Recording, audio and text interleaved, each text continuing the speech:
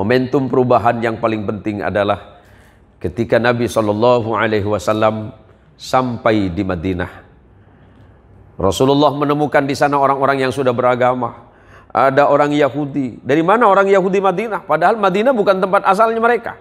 Orang Yahudi ini lahir dan besar yang ada di Palestina, yang hari ini kemudian terbelah menjadi dua. Satunya menjadi negara Palestina, satunya menjadi negara Israel. Mereka datang sana, Pak. Mereka imigran yang datang ke Madinah. Orang-orang Yahudi pada masa itu terbagi menjadi 3 kabilah.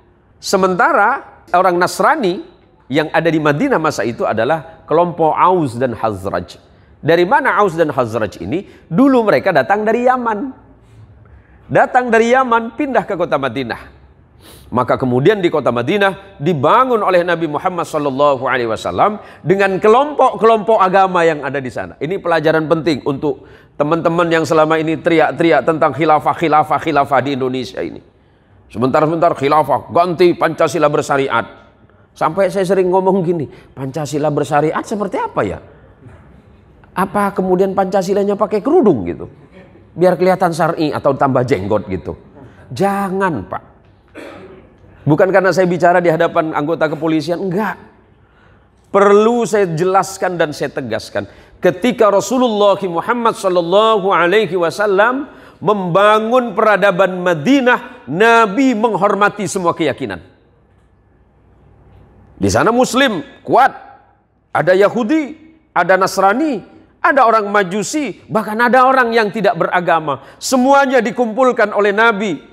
Maka dibuatlah perjanjian yang kita sebut dengan Piagam Madinah.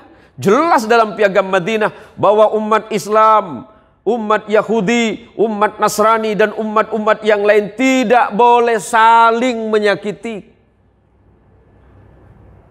Yang Yahudi tidak boleh menyerang Nasrani, Nasrani tidak boleh menyerang umat Islam, pun juga sebaliknya kata Nabi.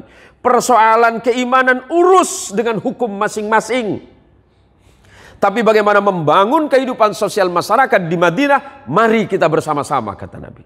Maka jelas perjanjiannya, Pak. Sementara Indonesia ini digagas oleh para ulama-ulama, para pendiri-pendiri bangsa, orang-orang bijak yang menjadikan bangsa Indonesia ini sebagai bangsa yang besar, menyatukan berbagai macam keyakinan yang ada di dalamnya. Ada ratusan suku, ada ratusan bahasa, tapi semuanya lebur dalam satu bahasa kesatuan, yakni bahasa Indonesia. Tepuk tangan untuk Indonesia, Pak.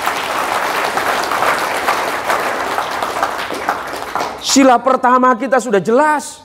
Kalimat Quran masuk di situ. Qul huwallahu ahad.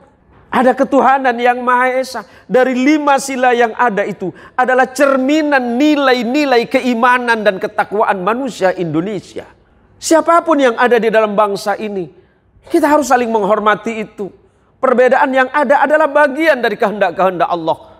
Maka saya sering keras, Pak. Kalau Anda tidak senang dengan perbedaan yang ada, berarti Anda tidak senang dengan ketetapan Allah. Siapapun yang tidak senang dengan ketetapan Allah, berarti dia ingkar terhadap kekuasaan Allah.